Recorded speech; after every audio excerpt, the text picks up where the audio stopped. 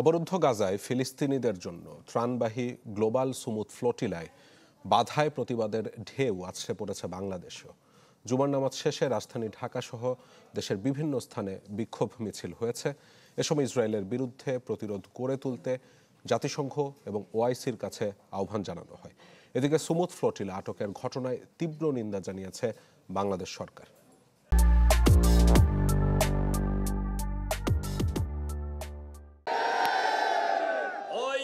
জানে না মুসলিম জাতি শহীদ হতে জানে, পরাজয় বরণ করতে জানে না। এই সংহতি, এই ঐকতান গাজার জন্য, মানবতার জন্য। অনেকে অবরুদ্ধ হয়ে আছে, তারা খাদ্য পাচ্ছে না।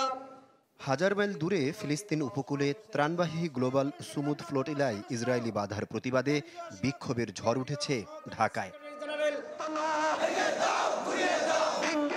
রাজধানীর বাইতুল মোকাররমের সামনে সংক্ষিপ্ত সমাবেশ শেষে মিছিল করে জামাত ইসলামী, যেখানে জায়নবাদীদের বিরুদ্ধে প্রতিরোধ গড়ে তুলতে জাতিসংঘ ও ওআইসির কাছে দাবি জানায় দলটি।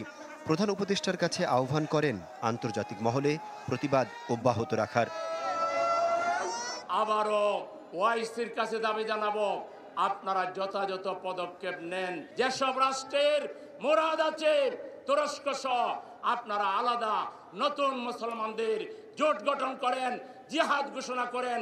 আমরা বাংলাদেশ সহ সারা দুনিয়ার মুসলমানরা জিহাদের জন্য প্রস্তুত আছি। একইভাবে রাজধানীর শাহবাগে বিক্ষোভ করে ফিলিস্তিন সংহতি কমিটি। রাজধানীর মানিক মিয়া অ্যাভিনিউতেও মানববন্ধন করে আরও বেশ কয়েকটি সংগঠন।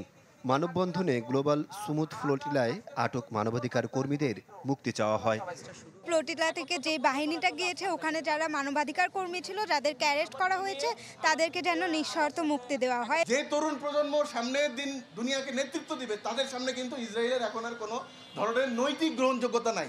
যেইভাবে আজকে হামলা চালিয়েছে ওই গ্লোবাল ফ্লোটিলার উপর, এটা ইতিহাসের জন্য সবচাইতে ন্যাক্কারজনক ঘটনা।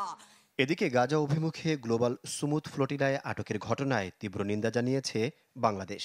পররাষ্ট্র মন্ত্রণালয়ের এক বিবৃতিতে বলা হয়, এই ঘটনা আন্তর্জাতিক আইনের সুস্পষ্ট লঙ্ঘন এবং ক্ষুধাকে যুদ্ধের অস্ত্র হিসেবে ইসরায়েলের ব্যবহারের নির্লজ্জ প্রকাশ।